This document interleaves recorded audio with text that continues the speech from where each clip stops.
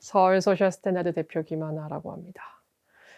저는 이제 사실 주거로 실험을 하는 게 맞나? 이런 고민도 많이 하고 있는데 전체적으로 어떤 행위를 할 때 인제 특히 주택에 있어서는 기존의 이런 대형 개발에서 이런 소형 사회 실험으로 일을 해야 되지 않을까라는 생각을 하고 있고요.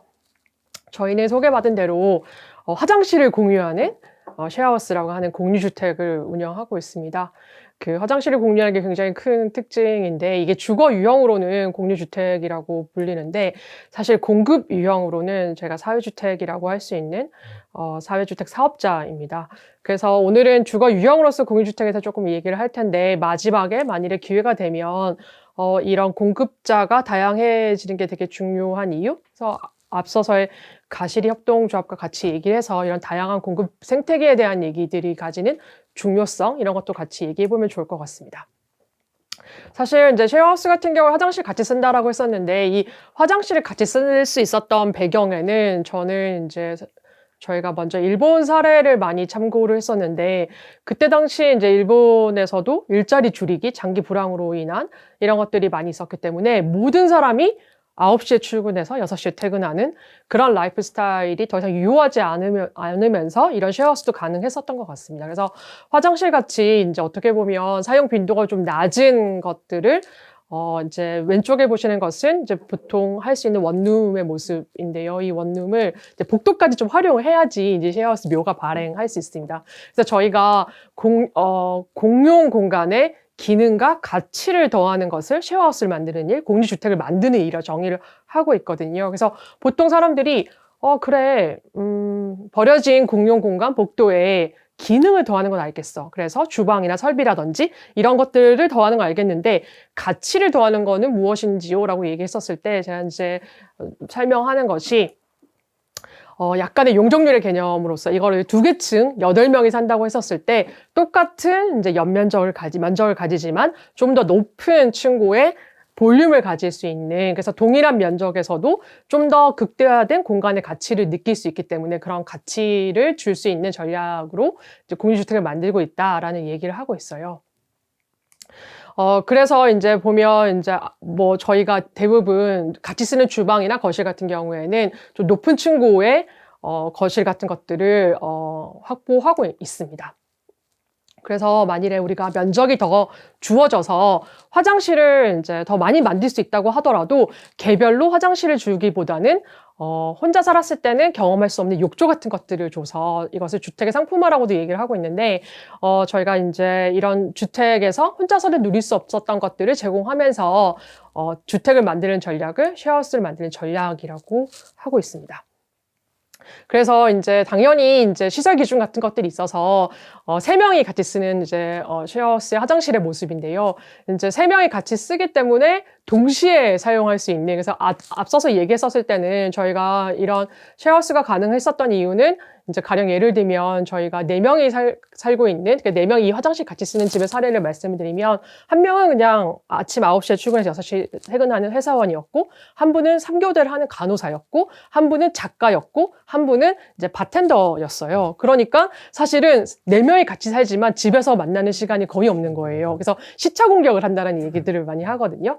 그래서 점점 더 이렇게 어쩌면 우리가 도시에서의 여러 공간들이 시간으로 분할을 하고 이 시간 단위로 점유하는 쪽으로 많이 바뀌겠다라는 생각을 했었던 것 같아요.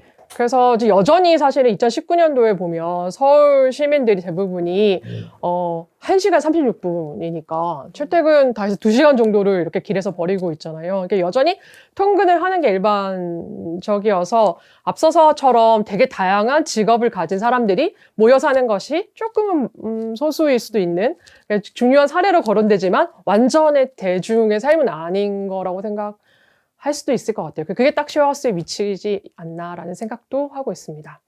그랬을 때 저희가 이제 이 쉐어하우스를 만들 때 그때 이인규 소장님하고도 같이 한 프로젝트였는데 그 타겟을 정할 때 백수 씨와 부품 씨라는 얘기를 했었어요.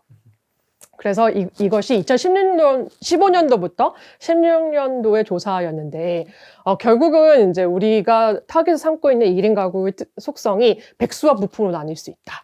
그래서 백수는 시간을 잘 보내야 된다. 그렇기 때문에 이게 성장에 대한 이제 여러 가지 니즈가 있기 때문에 집에서 다양한 시간을 보낼 수 있는 사람들의 욕구를 채워주기 위한 어떤 공간이 필요하다고 생각했고요. 반대로 부품 씨는 우리가 돈으로도 시간을 산다. 택시를 막 타고 다닌다던가, 아니면 가사노동을 이제 사실은 좀 더 돈을 지불해서 누가 청소 서비스 해준다던가, 런드리고 같은 것으로 세탁을 누가 해준다던가, 이런 가사노동을 이제 이렇게 시간으로도 내가 돈으로도 시간을 사겠어. 그러니까 결국에는 백수 씨나 부품 씨나 다 중요한 것은 공간을 계획할 때 시간이 굉장히 중요하다라는 거. 그래서 어떤 시간을 보내느냐가 굉장히 중요하고, 이 시간을 어떻게 디자인할 것인가라는 생각을 되게 많이 해서 경험이라는 단어가 키워드가 됐었던 것 같습니다. 근데 지금 이제 이 순간에서 이 백수 씨와 부품 씨를 생각해보면 되게 재미있는 것은 백수 씨를 위한 어떤 서비스와 부품 씨를 위한 서비스로 저희가 좀 분화해서 그때는 계획을 했었는데, 이 백수 씨와 부품 씨가 동일하다는 거죠. 그러니까 백수와 부품을 이제 사실 어떻게 보면 진동하면서 누구나 백수가 될 수 있고 누구나 부품이 되는 그런 삶을 산다는 게 좀 더 재미있는 인사이트가 아닌가라는 생각을 하고 있습니다.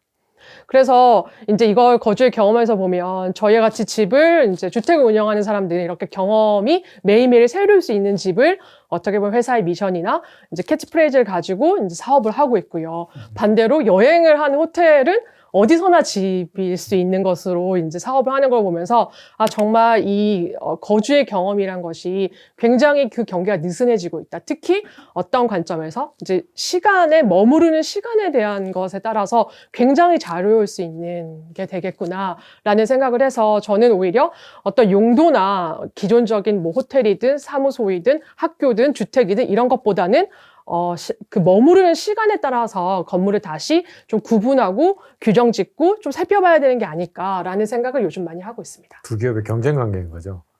경쟁 관계이기도 하지만 또 어떻게 보면 서로 이제 많은 시너지를 얻는 관계라고도 저는 생각을 하고 있어요. 네. 그래서 이제 뭐 한 사례로 이제 이것은 2016년도에 베니스 비엔날레 영국관에서 이제 거주의 경험을 이제 시간 단위로, 그리고 하루 단위, 그리고 한 달의 집, 1년의 집, 10년의 집이라는 것으로 어떤 집들이 있는지. 그래서 여기서 한 달의 집에는 우리나라의 고시원이 소개되기도 했었어요. 그래서 저도 그럼 하루의 집은 어떤 집일까? 한 시간의 집은 어떤 집일까? 이런 생각들을 많이 하면서 사업을 개발했었던 것 같습니다. 그렇기 때문에 이런 것들이 또 특히 이제 아까 가시리도 약간 온디맨드 커뮤니티라는 생각을 했었었는데, 이제 이 공간들이 시간 단위로 예약할 수 있는 것들이 되게 많아지고 있고, 이제 왼쪽에 보시는 것은 이게 그때 당시 런던에 있는 한 체육관에 이제 수업을 예약하는 것인데, 복싱 장소를 내가 예약하는 거예요. 그래서 그 자리를 스팟을 예약을 하고 이렇게 같이 수업을 들으면서 이제 커뮤니티가 형성이 되는 거죠. 그러니까 어떻게 보면 사람들이 이제 모이고 싶을 때는 예약을 통해서 모이는 이런 것들. 그래서 좀 나쁘게 얘기하면 이제 이런 모임도 돈 주고 사야 되나? 이런 생각을 하기도 하지만, 이런 식으로 많은 모임들이 이제 어떤 니즈에 의해서 자기들이 일시에 어느 순간에 모이고 흩어지고 하는 것들. 그래서 그거와 반영하는 공간들 같은 것들이 많이 유연하게 개발되고 적응돼야 되지 않을까라는 생각을 했었었고, 우리도 이런 주거를 침대 단위로, 책상 단위로 어떻게 더 전개할 수 있을까라는 고민들을 많이 했었던 것 같습니다.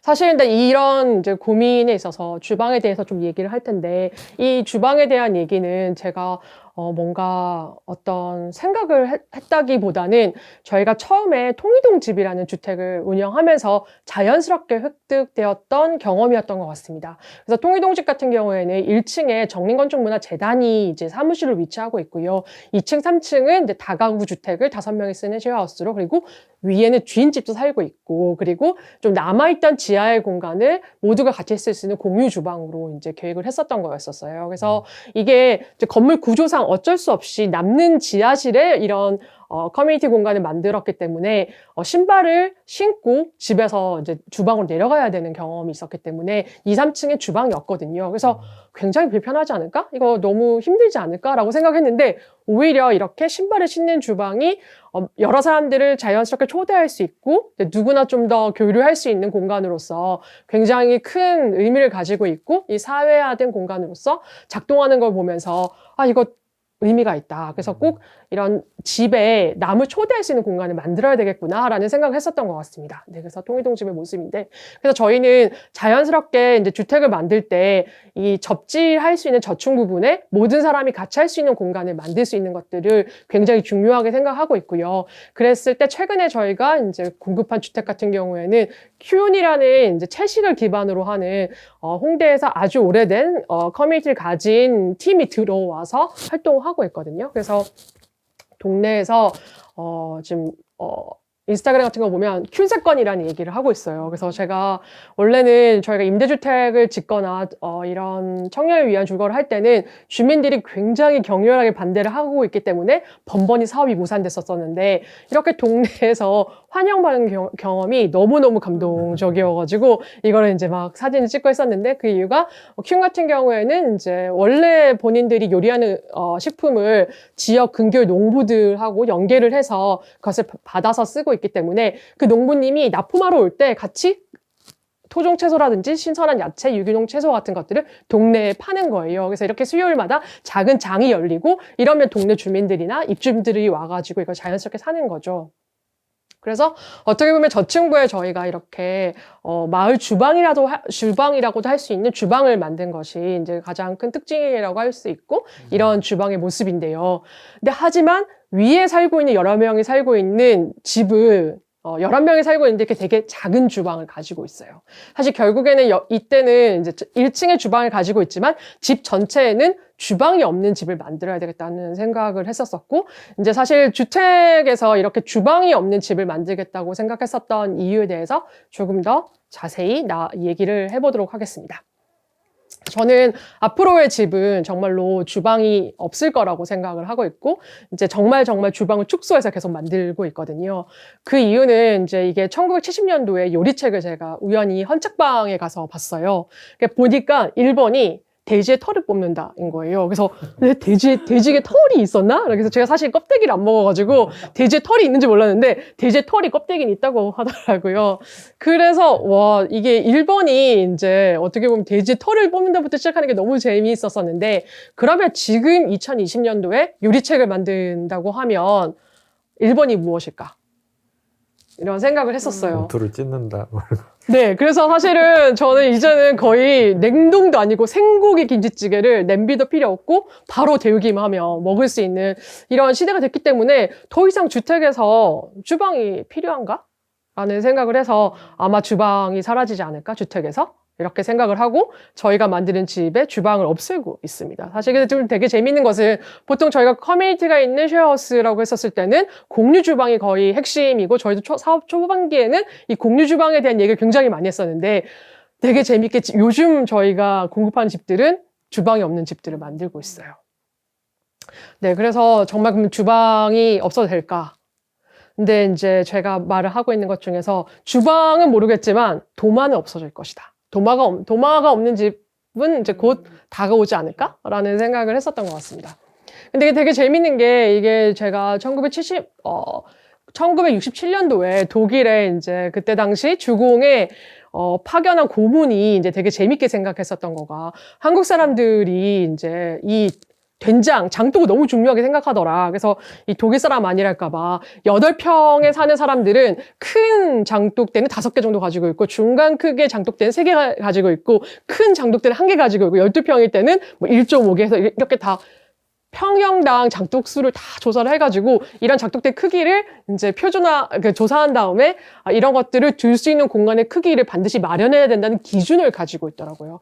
그만큼 사실은 이 장이라는 게 되게 중요한 주거의 기능이었는데, 이게 없다 보니까 불법으로 증축을 해서 만들기도 하고 옥상에 다 같이 올려가지고 이렇게 쓰기도 했었는데, 사실 더 이상 이런 장독대를 위한 공간은 필요가 없잖아요. 사실 거실이 우리 주거에 있냐 없냐 논란도 사실 되게 많은 얘기를 했었는데, 거실은 뭔가 김장을 담그기 위해 필요한 공간이 아닌가라고 했는데, 이제 더 이상 김장을 담그는 사람이 없잖아요. 저는 사실 김장을 담그지 않는 배경에는 이 dim체의 영향이 굉장히 컸다라고 생각을 하고 있거든요. 그래서 가전기기 보급률을 보면 95년도에 이제 이 dim체가 발명된 이후로 2010년도에 보면 세대당 100가구당 86가구가 김치 냉장고가 있는 것을 알 수가 있어요. 그러니까 이때 당시에는 78가구가 에어컨이 있으니까 더운 건 참을 수 있는데 김치 쉬는 거 못 참는 사실은 이건 좀 거짓말이죠. 왜냐면 한 집당 여러 김치 냉장고를 가지고 있는 사람이 있기 때문에 이런 분포가 나오는 거죠. 그래서 제가 이제 이거 얘기할 때 항상 가구 수가 줄어들고 주택 보급률이 높아지더라도 주택이 모자란 이유와 똑같다. 여러 사람이 한 사람이 되게 많은 집을 가지면 그런 일이 있을 수 있다 뭐 이런 얘기 하는데 이제는 이제 사실 거의 다 배달을 하는 시기이기 때문에 더 이상 그러면 이런 뭐 김치를 만드는 공간이라던가 이제 저장하는 공간이라던가 이제 이렇게 욕조는 재워둘 때 쓰는 공간이 아닐까라는 생각하면서 주방이 없어져도 되는 거 아닌가라는 생각했었던 것 같고 근데 그렇게 따졌을 때 만일에 최소한의 주방이라고 한다면 저희가 건물을 지어야 한다면 주택이라고 했었을 때는 주방이 있어야 하거든요. 그래서 허가가 가능하기 때문에 그렇다고 하면 최소한의 주방은 무엇일까? 이런 것들을 많이 물어보게 됩니다. 그래서 이게 이제 최소한의 주방이라고 하면 나오는 게 이게 세대 제가 분류 감시표라고 얘기를 하고 있어요. 그래서 최소한의 주방은 무엇입니까? 라고 했었을 때 뭐 최근까지만 하더라도 전자레인지 얘기 되게 많이 했고 요즘은 거의 에어프라이 얘기 되게 많이 하고 있는데 실질적으로 설문을 했었을 때 1등은 무엇이었을까요? 전기포트. 네, 전기포트. 그래서 저 요즘 되게 슬펐는데 전기포트가 최소한의 주방이라고? 이게 대학생들한테 물어봤었던 거였는데 전기포트가 그럴 법도 하다고 생각했던 것이 1인 가구가 소비하는 식자재의 주요 공급처가 편의점이기 때문이죠. 그래서 편의점의 그 주방이 정말 최소한의 주방이라고 생각했던 것 같습니다. 그래서 H.O.T. 토니 안의 집이거든요. 그래서 본인은 뭐 사실 주방 필요 없다. 편의점이 내 방에 있으면 이게 나의 주방이다라고 해서 이렇게 실제로 고쳤어요. 편의점으로. 그래서 요리를 그렇게 그렇게 해먹으니까 너무 당연한 거 아닌가라고 생각하고 있고 편의점이 이렇게 곳곳에 있기 때문에 정말 주방이 없어도 되는 그런 집 시대가 아닐까라는 생각을 하고 있어요. 근데 한편으로 이건 좀 시간이 지났지만 많이 본 집이신가요? 누구 집인지 아시겠어요? 삼시세끼의 하우스입니다. 삼시세끼의 하우스인데 어쩌면 이제는 어떻게 보면 그냥 먹는 것이 예전에는 직접 기르고 이거를 먹기 위해서 뭐 일을 하고 이 여러 가지 것들이 있었는데 이 그냥 단순히 밥 해먹는 것들을 우리가 보고 있는 그런 시대에 살고 있잖아요. 그렇기 때문에 저는 미래의 주거에서 아주 많은 노동의 공간을 레크레이션 공간으로 재편이 되고 그럴 것이라고 생각하고 있고요. 특히 주방 같은 광고를 보더라도 이제 어머니가 주인공이 아니라 아버지가 어쩌다 한번 이렇게 난장판을 치더라도 좋은 추억을 만드는 것이 주방이지 굳이 뭐 이걸 맛있게 먹는 게 중요한 게 아니잖아요. 이런 광고를 하잖아요. 그러니까 예전에 뭐 프랑크푸르트 키친 같이 해서 주부의 채소 동선으로 해서 이 가사도둑의 효율을 높여주고 이런 거가 더 이상 아니지 않나. 그래서 먹는 것도 굶주린 배를 채우는 피딩이 아니라 뭔가 교감을 나누고 우리 함께 뭘 할 수 있는 다이닝 공간이 필요한 것처럼 이런 주거의 집의 여러 가지 기능들이 이런 레크레이션으로 재편성될 것이다. 그렇게 되지 않을까라는 생각을 해보았습니다. 그렇기 때문에 한편으로는 저가 이제 반려동물을 키우고 있는데 맨날 퇴근하면서 집 깨끗이 치워놔 놀지 말고 이런 얘기를 정말 많이 하는데 여기 정말 누가 이렇게 좀 집을 치워줄 로봇이 나오지 않을까라고 생각을 하고 있지만 저는 이 부분에 대해서 조금 회의적인 게 뭐냐면 사실 이제 이런 다양한 연구들을 하고 있는데 BM이 좀 확실하지 않습니다. 그러니까 이거 굉장히 비싸죠. 아직까지는 사실은 뭐 식기세척기도 그렇고 뭐 건조기도 그렇고 이런 가사노동을 굉장히 효율적으로 도와주는 가구들이 여전히 가전들이 비싸기 때문에 이 가사노동을 이런 기계가 다 대체하기까지는 좀 시간이 더 많이 걸릴 것 같고 그것도 이제 소득 수준이나 가처분 소득 수준에 따라서 되게 많이 다르지 않을까라는 생각을 하고 있어요. 그렇기 때문에 저는 이제 미래의 주거는 이렇게 1터, 놀터, 3터가 이제 다시 재편집되는 형상으로 이제 재편될 것이라 생각하고 있고 그때 가장 중요한 것이 이런 온디맨드 커뮤니티라고 할 수 있는 필요했을 때 같이 모일 수 있는 취향 공동체. 그래서 어떻게 보면 은퇴 후에 누구와 무엇을 하면 함께 살 것인가? 그렇게 말씀 주셨죠. 예. 그게 굉장히 중요하다라고 생각하고 있습니다. 그래서 모든 이제 모든 뭐 은퇴뿐만 아니라 이런 취향 공동체에 대한 고민이 있어야지 이제 기획이 가능하지 않을까라고 생각하고 있고, 그래서 이것은 일본의 지방의 한 서점이 에어비앤비를 통해서 이제 주말에 서점에서 하룻밤 자보기라고 생각하고 있는데, 오히려 주거를 계획할 때 주거에서 어떤 기능을 더한다기보다는 기존의 서점에 침대만 더하는 것. 저는 운동을 되게 좋아하는데 체육관에 그냥 어디 저 구석에 침대만 더 있으면 제가 가장 원하는 집의 모습이지 않을까라는 생각을 하고 있어서 미래 주거는 오히려 이렇게 기능이 굉장히 복합화된, 또는 기존 저희가 생각하고 있는 전통의 주거의 기능에 대한 생각들을 되게 새롭게 해야지만 가능성이 있지 않을까라는 생각을 하고 있는 것 같습니다. 여기서 사실 주택이라는 정의가 굉장히 이제 주방이 중요하다고 얘기하는 것이, 이제 주택법에서 주택을 정의할 때 이제 그러니까 독립된 주거라고 하는 것이 세대 구성원이 장기간 독립된 주거의 형태를 가지는 것이라고 얘기를 하고 있거든요. 그랬을 때 이 장기간 독립된 주거의 생활이라고 했었을 때의 규정은 욕실은 괜찮지만 취사시설은 불가하다. 즉 주택이라고 정의하는 것이 취사시설의 유무로 저희가 판별하고 있기 때문입니다. 그렇기 때문에 앞서서 말했던 것처럼 주방이 없는 집도 가능하던가, 아니면 뭐 일하는 곳에서 그냥 생활할 수 있다던가, 또는 나이가 들어가면서 노인주택 같은 것들을 생각해 봤었을 때 지금이야말로 주택의 정의를 다시 내려야 될 때가 아닐까. 이 기존의 이 주택의 정의로는 저희가 원하는 라이프 스타일을 담지 못하는 게 아닐까라는 생각을 하고 있고, 특히 이제 지금 주택, 준주택, 비주택으로 해서 넘어가는 이런 부분들에서 이제 장기적으로 독립 주거 생활을 할 수 있는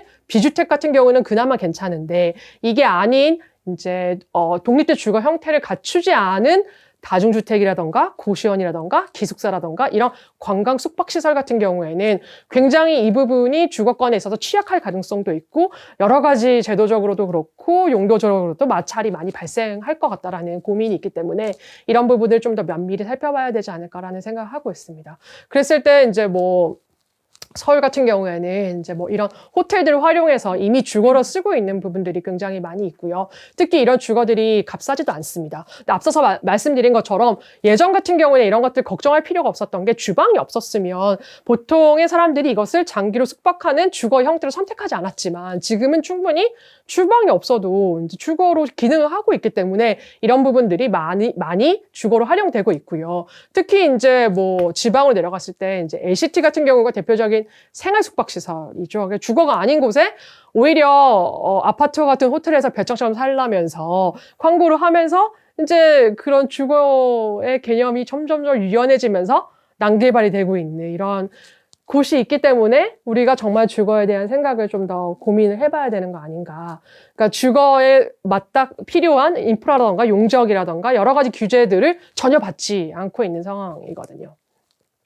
저는 사실 근데 민간 같은 경우는 오히려 좀 괜찮다고 생각합니다. 그렇지만 이제 민간은 뭐 그냥 뭐 그렇다고 한다고 하면 공공에서 하는 것들이 지금 굉장히 많은 이제 마찰이 있다라는 말씀을 드리고 싶은데, 이것은 이제 서울에서 도전숙이라고 해서 이제 청년들의 일터와 삼터가 좀 결합될 수 있는 그런 모습이고, 이것을 공모를 통해서 디자인 그룹 오즈라는 팀에서 이제 당선이 됐어요. 그래서 이 당선 계획안을 보면 이제 이 공유 주방이 중간에 있고 공유 주택과 공유 오피스들이 조금 더 효율적으로 주방을 같이 공유하면서, 그래서 주택에서는 주방이 빠지고 오피스에서도 탕비 같은 것들이 주방에 모여지면서 이런 것들을 같이 쓸 수 있는 그런 개념인데, 이게 불가능합니다. 왜냐하면 사실은 소방법이 사실 다 다르기 때문에 돈이 많다라고 하면 이거를 사실 다 같이 지을 수 있겠지만, 이게 효율적으로 짓다 보면 이런 부분들이 다양한 용도들이 수직적으로 용도가 복합되는 것이 아직 법적으로 불가하고 어려운 상황이고요.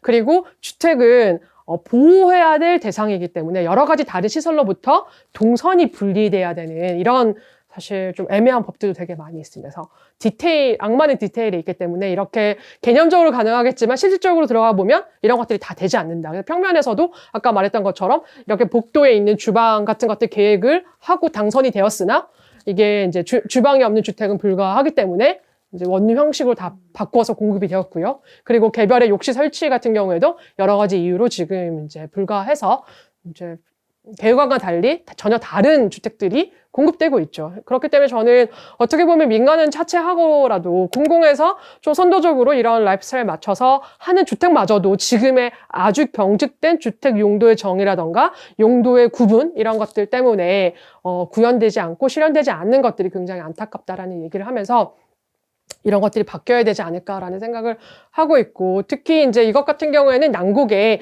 JYA야 사이 건축사 사무소에서 또 이제 현상 설계에 당선된 공모의 모습인데, 이제 거실의 일부에서 창업을 할 수 있는, 그래서 복도에서 이제 이런 거실과 소통할 수 있는 그런 계획안입니다. 근데 사실 이것 역시 불법은 아니지 뭐 어렵죠, 그죠? 네, 이게 용도적으로 건축가의 아이디어가 실현되기에는 많은 제도적 개선이 필요하다라는 것을 말씀드리고 싶습니다. 네, 그래서 사실 이미 저는 이제 주거가 주택만 있는 게 아니라는 말을 하고 있고, 되게 많은 사회학자와 건축가들이 주거의 많은 기능들이 이미 도시로 확정되었고, 주거의 물적 경계는 점점 희미해지고 있다, 이런 얘기를 하고 있고요. 그래서 단지 주거라는 것이 주택에 머무르지 않고 도시에 되게 많이 다양화된 시설들과 용도들 사이를 아우르는 것이 주거가 아닐까라는 생각을 하고 있습니다. 그래서 이것이 지금 올해는 좀 더 확장돼서 이게 도시에서만 그런 경험을 하는 것이 아니라 도시와 도시를 넘나들면서 이런 주거의 서식지의 바운더리를 만들면서 생활하고 있지 않을까라는 생각을 하고 있고, 사실 그 이유 같은 경우에는 아까 저도 제 친구가 제주도에 사옥을 짓는 프로젝트를 저희한테 의뢰를 했었던 적이 있었어요. 그래서 앞서서 가시리 우름이 얘기하면서 이제 난개발된 타운하우스들이 거의 많이 비어 있거든요. 그래서 이 집들도 많이 비어 있어서 이 빈 집을 2년 정도 이 친구들이 빌려서 이제 IT 회사였는데 회사 사옥으로 쓰는 프로젝트였었습니다. 그래서 이제 사옥을 지을 때 서울에 집을 짓는 게 아니라 제주도에 집을 짓고, 그리고 이 제주도의 사무실에 이제 팀들이 내려와서 일을 하고 가는 그런 형태의 유닛이었던 것이었죠. 그래서 이게 되게 흥미롭다고 생각을 했었는데, 특히 흥미롭다고 생각했었던 것이 사실 다음이 2004년도에 제주도에 내려가면서 결국에는 2015년도에 이 모든 사업을 접고 지방으로 본사 이전을 사실상 실패했었었는데, 그로써 한 5년 뒤로 오히려 자발적으로 이런 젊은 스타트업들은 왜 제주도에 이런 사옥을 짓게 됐을까라는 생각을 했었었는데, 그러면 그때는 좀 어려웠는데 지금은 가능한 게 뭘까라는 고민을 많이 했었던 것 같고, 가장 큰 차이는 이제 사실 코로나 이후로 훨씬 더 가속화된 언제 어디서나 일을 평가받을 수 있고 그 성과에 따라서 월급을 받을 수 있는 이런 툴들이 되게 많이 나와줬기 때문에 정말 근무지가 유연해졌다라는 생각을 하고 이게 가능해졌다고 생각을 하고 있습니다. 그래서 사실 사무실 안에 있더라도 다 슬랙이나 이런 트렐로를 통해서 만나고 있기 때문에 굳이 이 공간에 모이지 않아도 내가 일을 평가받을 수 있고 이제 회사에 다닐 수 있는 그런 시대이기 때문에 가능하다. 특히 주택에서도 되게 마찬가지였었는데, 제가 2015년도에 처음에 이제 이런 공유주택을 했었을 때는 이 꾸러미를 정말 해보고 싶었고, 이 꾸러미를 실질적으로 했는데 거의 실패를 했어요. 근데 지금은 제가 전혀 생각하지 않더라도 저희가 운영하고 있는 모든 거의 대부분의 주택에서 함께 장보기를 통해서 꾸러미를 하고 있거든요. 그러니까 결국에는 네이버 페이로 돈을 굉장히 손쉽게 주고받고, 계좌번호 이거 필요 없이 그냥 n분의 1 빨리 할 수 있고, 그리고 공동의 장바구니를 통해서 우리 집 장바구니 안에다가 그냥 놓고 난 후에 배송이 한 번에 가능하고, 이런 서비스들이 많이 나타나고 있기 때문에 어쩌면 이런 서비스의 덕에 따라서 공간을 훨씬 더 유연하게 사용할 수 있는 가능성들이 많이 늘어나고 있지 않을까라는 생각을 하고 있습니다. 그렇기 때문에 오히려 제주도 같은 경우에는 지금 그 제주도에 그 사옥을 지은 친구들 같은 경우에는 제가 연세로 하지 말고 아예 정말 집을 하나 지었으면 좋겠다라는 얘기를 했었을 때 제주도가 아니라 오히려 발리나 치앙마이 같은 데를 생각하고 있더라고요. 그러니까 결국에는 이제 어떻게 보면 IT라든지 웹툰을 한 프로젝트 팀들이 이제 어떤 팀을 만들 때 어떤 회사를 만든다는 게 아니라 다 같이 치앙마이 한 달 살기를 통해서 그 한 달 동안 그 숙소에서 어떤 프로젝트를 완료하고 오는, 근데 그런 형태의 일들이 많아졌기 때문에 어쩌면 이제 지방 살기라고 생각했었을 때 그 지방의 개념들은 뭐 단지 제주도에 머무르는 것이 아니라 좀 더 많은 큰 도시로 확장되지 않을까라는 생각을 했었었고, 실질적으로 이런 것들을 받침해주는 로밍이라는 그런 코리빙 서비스 같은 것들도, 국제적인 서비스 같은 것들도 많이 있었던 것 같습니다. 네, 그렇게 저는 이렇게 점점 더 모빌리티가 강화되고 거주가 가벼워지고 이동이 더 많아진다고 하면 그때 집은 하드웨어적으로 어떻게 변해야 될까라는 생각을 했었을 때 오히려 이런 집들이 가구로 바뀌지 않을까라는 생각을 했었던 것 같고, 특히 이 부분 같은 경우에는 제가 지방 이주와 별개로 이제 고민했었던 것이 이것은 이제 2018년도에 중국에서 열렸던 하우스 비전의 일본의 한 건축가의 제안의 모습인데, 이제 이런 집에 있는 집이 벽으로 이루어진 게 아니라 이게 오히려 인사이드 아웃 돼서 가구로 구성된 그런 나만의 공간이란 것들을 가지고 되는데, 사실 저는 이런 것들에 주목했었던 것은 이제 서울에 비어져 있는 되게 다양한 용도의 시설들을 보고였습니다. 그래서 이것이 이제 거평프레아라고 할 수 있는 동대문의 한 슈퍼블럭의 한 평면이었는데요. 이것 같은 경우 이제 제가 살펴보면서 이제 보통 업무지구라고 했었을 때 우리가 한양, 도성, 그리고 여의도, 강남 이 세 개를 주요 이제 업무지구라고, 서울의 업무지구라고 보고 있고, 이 업무지구가 보통 통상적으로 공실률이 한 10% 정도 된다라고 얘기를 하고 있어요. 그래서 한 6%에서 뭐 한 8% 정도 비어 있다. 이게 어떤 경기에 따라서 비어 있는 게 아니라 운영 공실이라고 할 수 있듯이 통상적으로 비어있는 퍼센트이거든요. 그래서 뭐 한 6%에서 8% 정도 비어있나 보다라고 생각하는데, 이것을 연면적으로 따지면 100만 평이 비어있습니다. 100만 평이면 이거를 20평으로 나누면 5만 명이 쓸 수 있는 주택을 만들 수 있는 겁니다. 그러니까 서울에 땅이 없다라고 하지만 그냥 비어져 있는 공간을 잠시 쓴다고 하면 5만 명한테 집을 제공할 수 있는데 이게 왜 비어있지? 라고 생각했었던 것 같고, 지금 이때 당시 제가 조사했었을 때 여의도가 보통은 6.6%인데 그때는 23%가 비어있었거든요. 이 23%의 주인공은 바로 저 친구 때문이었습니다. 저 친구 한 동이 다 비어있어가지고 이제 여의도의 전체 연면적을 끌어올리는 거였는데, 저 현대백화점이 있는 저 파크원 평면을 보시면 저 빨간 점이 뭔지 아시겠습니까? 빨간 점이 이제 침대의 크기입니다. 그래서 여기 보면 이게 전체적으로 이제 한 500평 정도 되고 화장실이 몰려 있고, 이 35층이 사실 이렇게 한 500평 정도 비어 있기 때문에 20평으로 나누면 한 30명이 쓸 수 있는 집을 만들 수 있는 거거든요.